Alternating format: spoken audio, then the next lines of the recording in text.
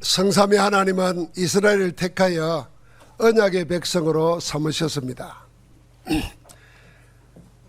조상 아브람 때부터 시작한 언약의 여정은 모세의 시내산 언약을 거쳐 여호수아의 가나안 정복으로 성취되었습니다. 그러나 정작 가나안에 들어온 이후 이스라엘은 여호와 하나님 대신에 이방의 거짓 신들을 섬기며 하나님의 언약을 저버렸습니다. 우상 숭배로 언약을 파기한 이스라엘의 삶은 처참했습니다. 주변 국가의 전쟁으로 인한 재앙과 남북 왕국의 분열로 이어지는 강대국의 침공은 국가의 멸망으로 이어졌습니다. 그 위에 강대국의 포로가 되어 온 세계로 흩어지는 신세가 되고 말았습니다. 언약을 버린 결과였습니다. 이스라엘은 하나님의 언약을 잊었지만 하나님은 이스라엘과 맺은 언약을 잊지 않고 기억하셨습니다. 그래서 여호와의 이름을 입 밖에도 낼 수 없는 이방 땅에서도 남은 자들에게 역사해서 하나님의 살아계심을 나타내셨습니다. 여기에 다니엘과 세 친구 모르드게와 에스더가 있었습니다. 하나님은 이방왕 고레스의 마음을 감동시켜 남은 자들을 돌아오게 하였습니다. 돌아온 남은 자들은 예루살렘 성전을 건축하고 성벽과 망대를 다시 쌓음으로 하나님의 언약을 회복하게 되었습니다. 돌아온 남은 자들의 첫 번째 세아역은 스룹바벨을 통한 성전 건축이었습니다. 두 번째는 에스라를 통한 언약 백성의 정체성 회복이었습니다. 그리고 마지막 세 번째는 느헤미야를 통한 예루살렘 성벽과 망대를 재건하여 예루살렘을 하나님의 도성으로 회복하는 것이었습니다. 오늘은 그 두 번째로 하나님이 에스라를 통해 이스라엘을 하나님의 언약 백성으로서 정체성을 회복하는 영적 부흥운동을 봅니다. 에스라를 통해서 일어난 영적 운동은 세 가지 집중으로 되어졌습니다. 그 첫 번째가 에스라의 회개운동을 통한 제한적 집중입니다. 익숙하지 않은 분들을 위해서 한번 같이 하는 게 좋겠습니다. 제한적 집중. 이게 첫 번째가 제한적 집중입니다. 내가 늘 하고 있는 것에서 나도 모르게 그것만 딱 제한해버리면 그것만 없애버리면 다른 문들이 많이 열릴 텐데 그걸 못 보고 그걸 계속 하는 겁니다. 그래서 내가 스스로 제한시켜야 될 게 뭔가 하는 것을 찾아야 됩니다. 에스라가 회개운동을 통해서 이걸 말했습니다. 에스라는 모세의 율법에 능통한 학자이면서 제사장이었습니다. 어느 정도였냐면 하나님의 손이 그와 함께하는 증거가 있어서 이방 왕이 에스라가 요구하는 것은 무엇이든지 들어주었다고 그랬습니다. 에스라서 7장 6절에 나와 있습니다. 이방 왕이 무엇이든지 들어줄 정도로 하나님이 함께하는 증거가 풍성했습니다. 바벨론에서 돌아오는 두 번째 포로들을 이끈 지도자가 에스라였습니다. 그런 그가 하루는 먼저 돌아온 이스라엘 백성과 제사장들과 레위인들에게 가는 소식을 듣고는 기가 막혔습니다. 그래서 자기 옷을 찢고 머리털과 수염을 뜯었습니다. 저녁 제사 드릴 때쯤 일어나서 무릎을 꿇고 하나님께 두 손을 들고 울면서 백성의 죄를 자복하고 회개하기 시작했습니다. 그 소리가 온 백성들에게 들리자 백성들이 함께 슬퍼하며 통곡하기 시작했습니다. 에스라가 애통하며 회개한 이유는 이스라엘 백성이 이방 민족들과 관계를 끊지 못하고 혼인을 맺어 이스라엘의 정통성을 더럽혔기 때문입니다. 일반 백성만 그런 것이 아니라 누구보다도 구별되게 살아야 될 제사장들과 레위 사람들까지도 그리했다는 소식을 듣고 에스라는 기가 막혀서 통곡한 것입니다. 하나님이 가나안 땅에 들어가거든 그 땅에 있는 우상들도 다 없애고 그 땅에 있는 사람들과 혼인을 맺지 못하도록 했습니다. 그래 하겠다고 언약을 맺은 겁니다. 왜 못하도록 했냐면은 다른 백성과 혼인하는 것이 문제가 아니고 다른 백성들과 혼인을 하면서 다른 신들에게 이끌리기 때문입니다. 그래서 하지 말라고 한 겁니다. 여러분, 우리가 막 믿음이 좋은 사람은 아이고 불신자고 결혼해도 된다 이러지만 잘 생각해야 됩니다. 영적 세계를 알면은 사랑 하나만 갖고 일이 되는 게 아니라는 걸 살아보면 압니다. 다른 영적 세계가 영이 맞지 않을 때 일어나는 모든 어려움들을 감당 못합니다. 그래서 그랬던 겁니다. 그런데 제사장들과 레위인들도 이방인들과 결혼을 했던 겁니다. 언제 이스라엘이 그런 일을 저질렀습니까? 나중에 학개 선지자가 한 말을 들어보면 알 수 있습니다. 스룹바벨이 돌아와서 성전 건축하자 그 땅에 살던 사마리아 사람들이 성전 건축에 자기들도 참여하게 해달라고 그럽니다. 그러나 이미 하나님과 바알 우상을 같이 섬기는 이 사마리아 사람들과 함께 할 수 없다고 거절합니다. 그러자 온갖 방해를 동원해서 성전 건축을 방해합니다.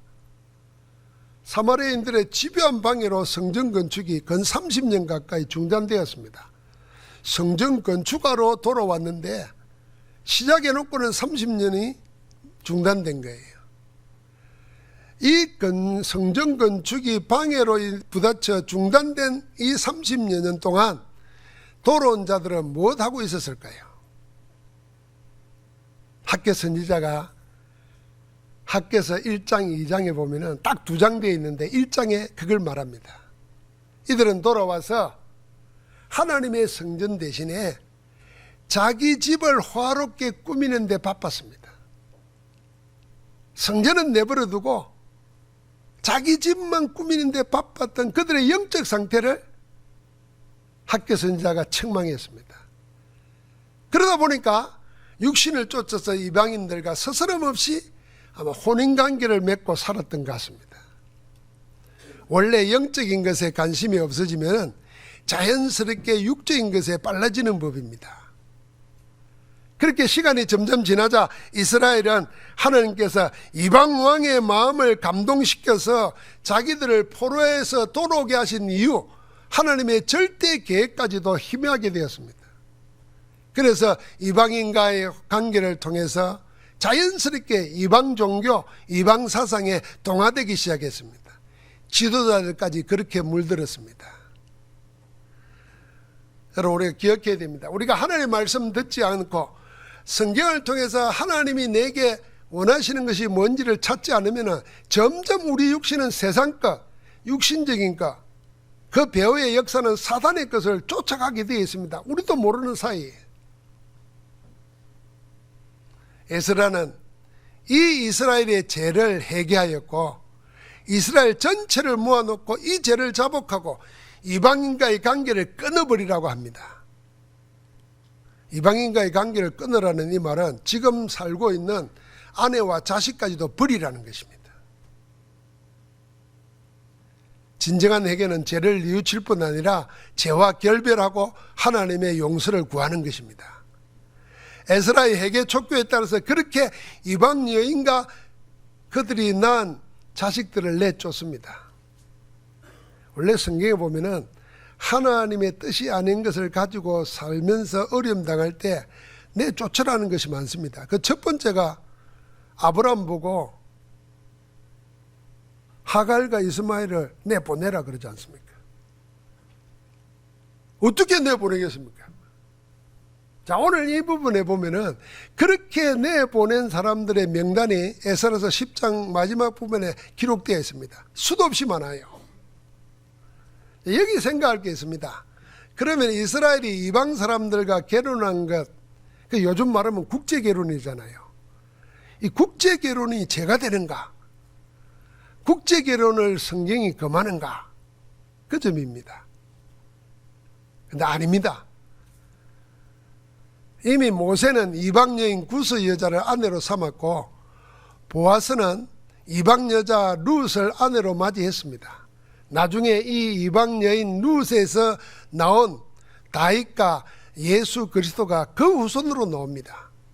그러면은 국제결혼은 그만 것도 아니고 죄도 아닙니다. 그 자체는 죄가 아닙니다. 그럼 왜 에스라는 이것을 보고 기가 막힌 죄라고 애통하며 온 백성을 하여금 이 죄에서 돌이키는 회개운동을 했겠습니까? 도로 남은 자들이 여호와 하나님과의 언약 회복을 놓치고 세상과 육신 것을 따랐기 때문입니다. 우상숭배의 결과로 포로가 되었던 과거와 은혜로 다시 돌아오게 하신 하나님의 목적을 너무 쉽게 잊어버리고 다시 우상숭배의 늪에 빠뜨릴 수밖에 없는 이방신을 섬기는 여자들과 결혼했기 때문에 그런 것입니다. 그래서 에스라는 다른 것 이전에 이것부터 청산하라는 것입니다. 영적 부흥은 하나님의 언약 밖에서 이루어진 다른 것, 틀린 것을 버리는 데서부터 시작됩니다. 언약 아닌 다른 것, 복음 아닌 틀린 것, 이걸 버리는 것에서부터 영적 부흥이 시작되는데 그걸 보고 제한적 집중이라는 것입니다. 내 안에, 내 삶 속에 이미 자리 잡고 있는 다른 것, 틀린 것을 분별해서 예수 그리스도 이름으로 버리는 것에 집중하는 것, 그게 제한적 집중입니다. 이해하기 어려우면요, 제가 보고를 하나 드릴게요. 제가 다락방 전도운동 처음 하면서 전도운동 하기 전까지의 내 삶은 딱 정해진 게 있었습니다. 그게 뭐냐면요, 새벽 기도하고 저녁에는 9시 기도하는 것이었습니다. 그런데 그 전에 9시 기도하기 전에는 뭐가 내게 딱 루틴으로 정해져 있었냐면요, 9시 뉴스 보는 겁니다. 9시 뉴스를 봐야 돼요. 보는데 이게 그 신학적인 이유가 있었어요. 세상을 알아야 설교를 할 수 있잖아요. 이렇게 생각하니까 설교학을 배울 때 그렇게 한 손에는 성경, 한 손에는 신문 이러거든요. 그러니까 하나님도 알고 세상도 알아야 바른 설교할 수 있다 이러단 말이에요. 그럼 세상을 내가 알 수 있는 길은 전도운동 하고 나니까 현장 들어가면 아는 건데 그전에는 신문이나 잡지나 뉴스 말고는 알 길이 없잖아요. 그러니까 9시 뉴스는 내가 새벽 기도 지키는 것처럼 예배 지키는 것처럼 철저하게 지켰어요. 그런데 복음 전도를 깨닫고 난 다음에 전도운동을 할 때 기도를 해야 되겠는데 언제 정식기도 할까 생각하다 보니까 새벽에는 정해져 있는 거고 낮에는 점심 먹을 때 하면 되지만 저녁 기도를 언제 할까 생각하다가 내가 뭐 9시 틀림없이 내 삶 속에 굳어져 있는 게 있는 거예요. 이게 9시 뉴스만 보는 게 아니에요. 끝나면은 스포츠 뉴스 있죠. 그 끝나면은 꼭 미니 시리즈 같은 거 재밌는 걸 해요. 그러면 뭐 11시까지 테레 보는 거예요. 이걸 내가 제안한 겁니다. 끊어버리자. 그래서 9시 뉴스를 안 보고 교회당에 내려가서 9시에 정식기도를 한 겁니다. 이게 지금 알고 보니까 제한적 집중이에요. 여러분 나에게도 살펴보면은 안 해도 돼요. 내가 왜 뉴스 본지 압니까? 내가 뉴스를 봐야 우리나라가 돌아가는 줄 알았다니까요. 신문 반드시 봤어요. 주간지, 월간지 반드시 봤어요. 다 끊었어요. 근데요, 내가 안 봐도요, 잘 돌아가더라고요. 여러분, 우리에게 영적 부흥운동, 내 영혼이 살아나고 하나님의 영적 세계에 힘을 얻는 것은 제한적 집중에서 시작됩니다. 그걸 하나씩 버리는 겁니다. 그리스도 이름으로. 여기서 시공간을 초월하는 성삼위 하나님의 보좌의 능력이 여러분과 나에게 우리와 관계되는 모든 것에 역사하기 시작하는 것입니다. 하나님의 보좌의 능력이 시공간을 초월하여 역사해야 전무후무한 응답이 우리 삶 속에 증거로 나타납니다. 하나님이 나와 함께 한다는 증거가 그때 일어나는 거예요. 두 번째는 영적 부흥의 집중은 선택적 집중입니다. 이게 에스라의 말씀 운동입니다. 오늘 우리가 그걸 읽었습니다. 에스라의 영적 부흥 운동은 여기서 끝난 게 아닙니다. 참된 부흥, 하나님이 계획하신 부흥은 제한적 집중에서 시작해서 선택적 집중으로 본격화됩니다. 오늘 우리가 수문합 강장에서 에스라가 말씀 운동하는 것을 읽었습니다.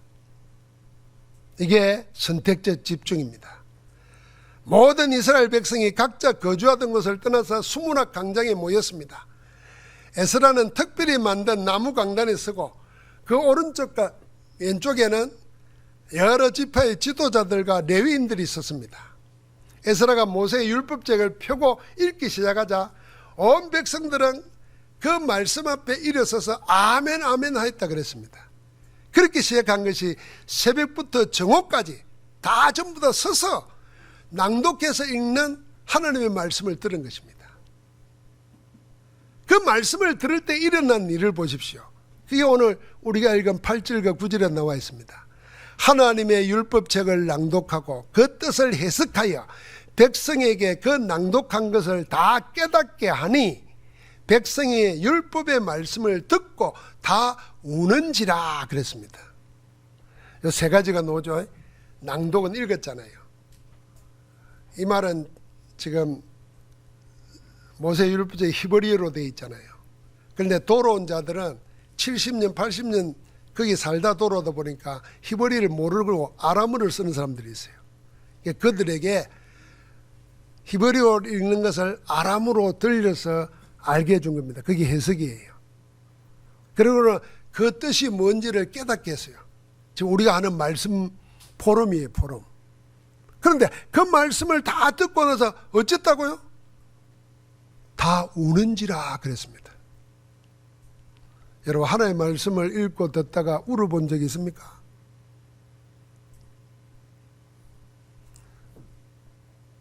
없다면은 한번 찾아보시기 바랍니다. 하나님의 말씀을 들으면서 울어보고 기뻐서 웃어보고 막 춤을 춰보고, 성경에는 그런 거 많이 나와요. 근데 오늘날 그게 사라져버렸어요. 하나님의 말씀을 들어도 듣는 건지 마는 건지, 특별히 경상도 사람들은 더 해요. 듣는 건지 마는 건지 아멘도 안 하고 가만히 있어. 하기야 충청도 사람들은 왜 아멘 안 해요 하니까 한다는 거예요. 어디 가서 집에 가서 한다는 거예요. 그 말을 나는 또 달리 생각해서 야, 깊이 생각하고 아멘 하는구나. 서울 쪽 사람들은 말 끝나기도 전에 다 하기 전에 그냥 먼저 아멘 해버려요. 우리 경상 사람들은 아예 입 다물고 있어요. 오늘 성경에도 보니까 아멘 아멘 그랬어요. 에스라의 말씀 운동이 이렇게 일어났습니다. 먼저 에스라가 하나님의 율법책을 가져와서 폈습니다. 그때 온 백성 하나님의 말씀을 듣기 위해서 일어섰다 그랬어요. 그리고 말씀은 낭독하고 그 뜻을 해석하고 깨닫게 했다 그랬습니다. 에스라는 강단에서 그 오른쪽 왼쪽에 있던 지도자들과 레인들은 서 있는 백성들 사이로 다니면서 그 뜻을 깨닫게 했습니다. 모든 백성은 그 말씀을 듣고 울기 시작했습니다. 나중에는 얼마나 울었던지 오늘은 여호와의 성일이니 슬퍼하지 말라, 우는 것을 만류하기까지 했습니다.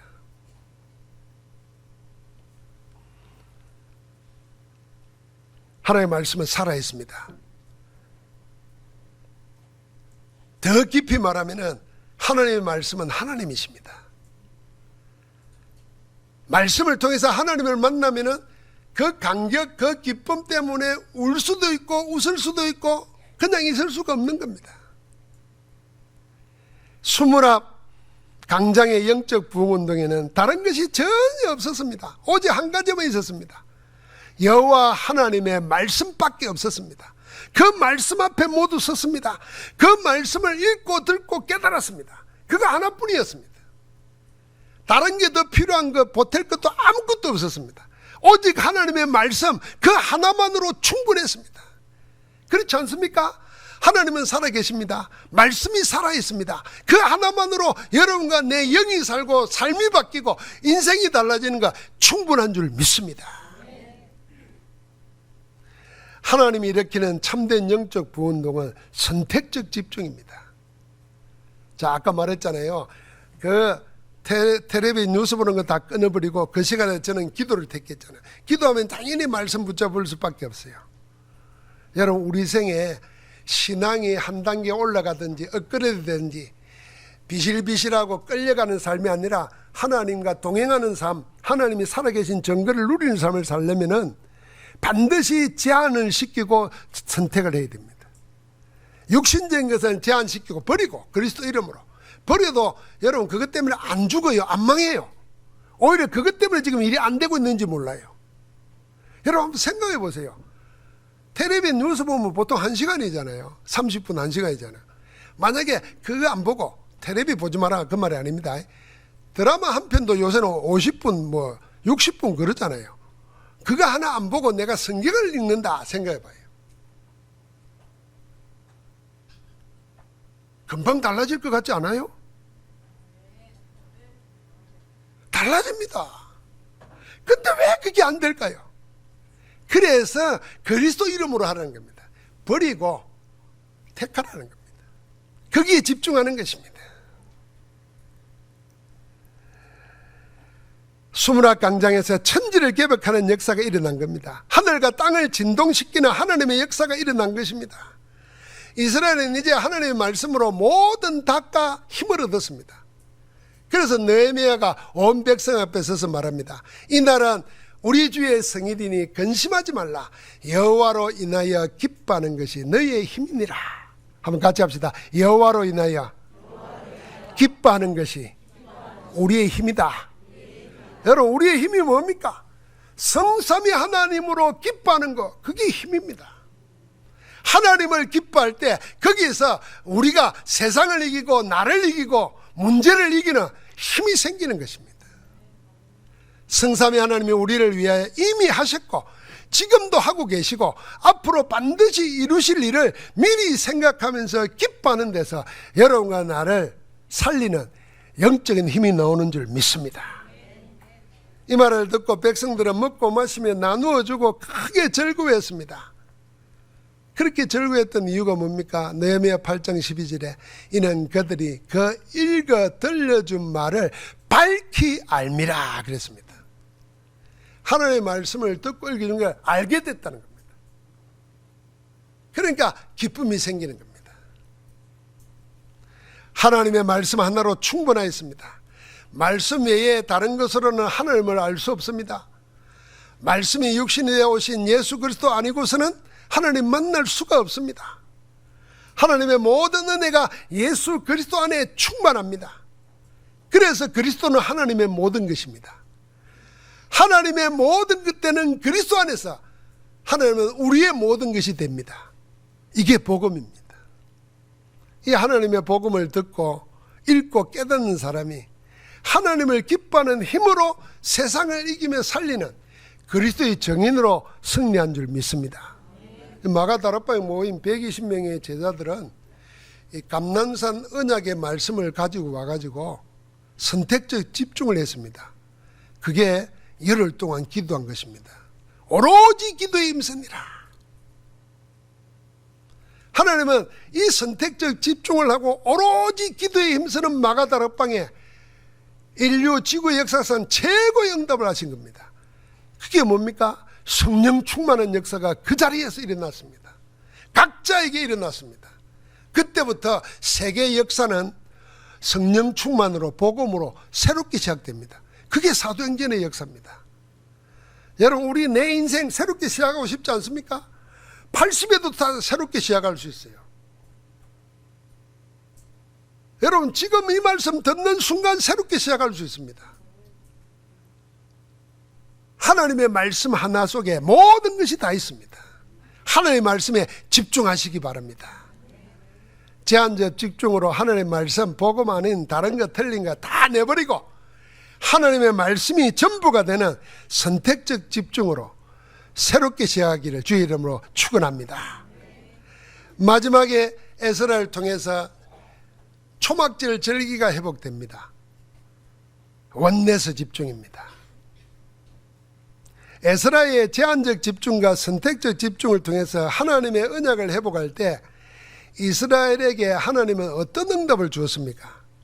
성경에 보니까 여호수아 때로부터 이날까지 없었던 전무후무한 큰 응답을 주었습니다. 그게 뭐냐면 이스라엘 백성이 잊고 살아왔던 초막절 절기를 다시 회복했습니다. 이 초막절은 뭐냐면은 새 절기가 있잖아요. 애굽에서 유월절 어린 양의 피를 뻗쳐가지고 400년 노예에서 해방받은 유월절이 있고, 유월절 한 구원받은 백성들이 하나님의 땅에 들어가서 첫 번 곡식을 띄어서 거두어서 감사하면서 드린 예배가 있습니다. 드린 절기가 있잖아요. 그리고 그걸 다 거두어서 창고에 드리고 했던 수장절이 있습니다. 여기 지금 세 절기 가운데 세 번째 절기가 수장절인데 그게 초막절이에요. 그러니까 7일 동안 지금도 그런다고 그래요. 자기 집 옥상이나 이런 데서 온 가족이 초막을 지어놓고 일주일 동안 거기 지내는 겁니다. 지내면서 뭔 생각하겠습니까? 우리가 구원받아 나와서 강야에 40년 동안 이런 초막에서 살았다. 이 40년 동안 아무것도 할 수 없는 곳에서 하나님의 능력과 은혜로 우리 조상들이 다 강야에서 살아서 가나안 땅을 정복했다. 그런 것처럼 지금도 하나님은 우리를 지키고 계신다. 이걸 온 가족이 모여서 초막을 만들고 거하면서 그걸 기억하는 겁니다. 그런데 반드시 세절기를 지키라 그랬는데 이걸 지금 여호수아 때부터 지금까지 못 지키고 있었던 겁니다. 그런데 영적으로 살아나니까, 말씀을 통해서 하나님의 힘을 얻으니까 뭘 해야 되는 건지 아는 겁니다. 하나님의 구원과 은혜에 감사하면서 천국 배경을 이 땅에서 누리는 것입니다. 이 7일 동안 에스라는 또 하나님의 율법책을 낭독하고 에스라를 통해서 하나님의 말씀을 계속 밝히게 얻게 된 배우려고 왔어요. 족장들과 지도자들과 제사장들이 함께 지켰습니다. 초막절 마지막 날에 에스라를 통해서 온 백성이 한자리에서 자기 조상 아브라함 때부터 포로에서 돌아온 지금까지 하나님의 언약이 어떻게 성취하셨는가를 계속 말합니다. 그게 느헤미야 9장에 나와 있어요. 여러분, 느헤미야 9장은 이스라엘의 시작이 어딥니까? 그들은 아브라함 때로부터 생각하거든요. 그래서 아브라함 때부터 지금까지의 역사를 언약 중심으로 잘 정리해 놓은 겁니다. 그 한 장을 보면은 이스라엘 역사를 이렇게 정리합니다. 여러분과 내가 우리나라 역사도 생각해 보십시오. 우리나라 역사를 어떻게 다 알겠습니까? 기억 못합니다. 그런데 어떤 사람은 뜻으로 본 한국 역사 이런 책을 쓴 분도 있어요. 그러니까 그 뜻 안에서 하나님의 우리나라 역사를 이렇게 꿰뚫는 거죠. 성경은 뭐냐면 하나님의 언약 중심으로 이스라엘 역사를 꿰뚫는 것입니다. 그걸 몰랐던 거예요, 이스라엘이. 그러니까 그냥 살아가는 거지. 조상 때부터 내려오는 그 하나님의 언약의 흐름을 놓쳐버리고 사는 겁니다. 여러분, 우리가 신앙생활 할 때도 마찬가지예요.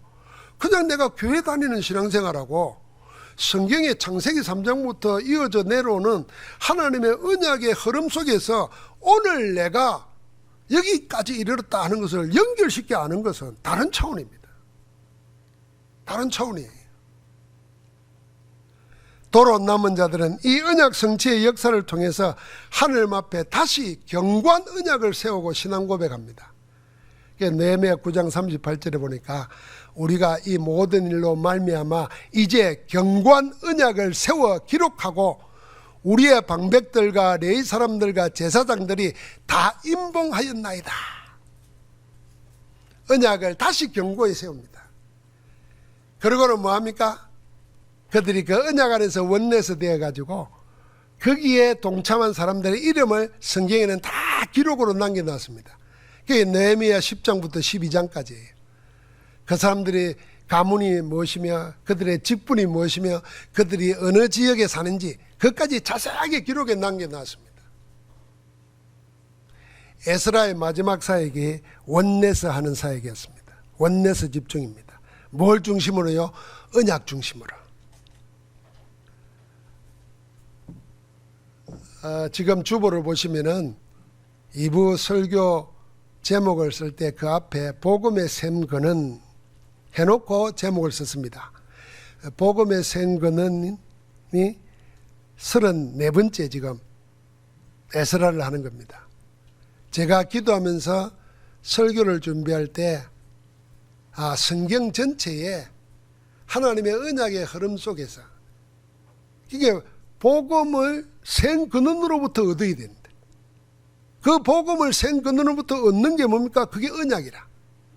언약이 어떻게 생겨졌으면 언약을 어떻게 버렸고 언약을 어떻게 회복하고 거기에 쓰임받았던 자들을 통해서 하나님은 뭘 하셨는가?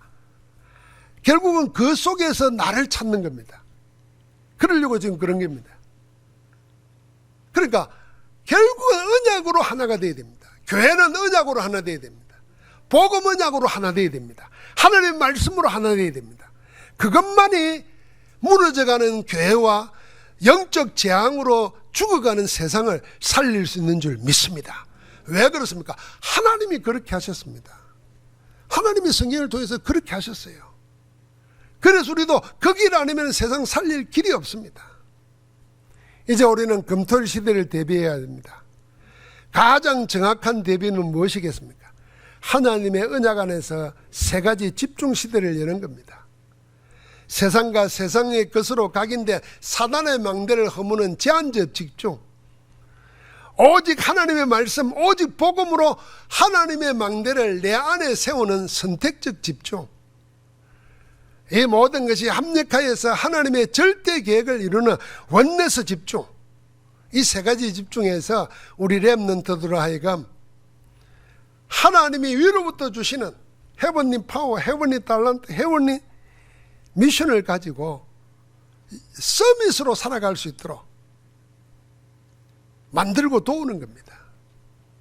그래서 이유 없이 저주 재앙 속에 시달리고 고통당하는 세상을 살리는 영적 치유자들이 일어나게 해야 됩니다. 이 복음의 빛이 시공간을 초월하여서 보좌의 능력으로 237, 5천 종족에게까지 전달되는 전도 선교의 역사가 일어나야 됩니다. 그 일을 할 수 있는 금토일 시대 세 가지 집중 속에 여러분 새로운 응답이 일어나기를 주의 이름으로 축복합니다. 하나님 감사합니다. 오늘 우리가 새로 시작할 수 있는 길을 열어주시니 감사합니다. 하나님, 복음 아닌 다른 것 틀린 것으로 각인되어 있는 것 다 제한하는 집중이 일어나게 하시고 오직 복음으로 오직 말씀으로 나를 새로 세우는 선택적 집중과 함께 모든 것이 하나 되어서 하나님의 뜻을 이루는 그 축복 속에 들어가는 원내서 집중이 시작되게 하옵소서. 예수 그리스도 이름으로 기도합니다. 아멘.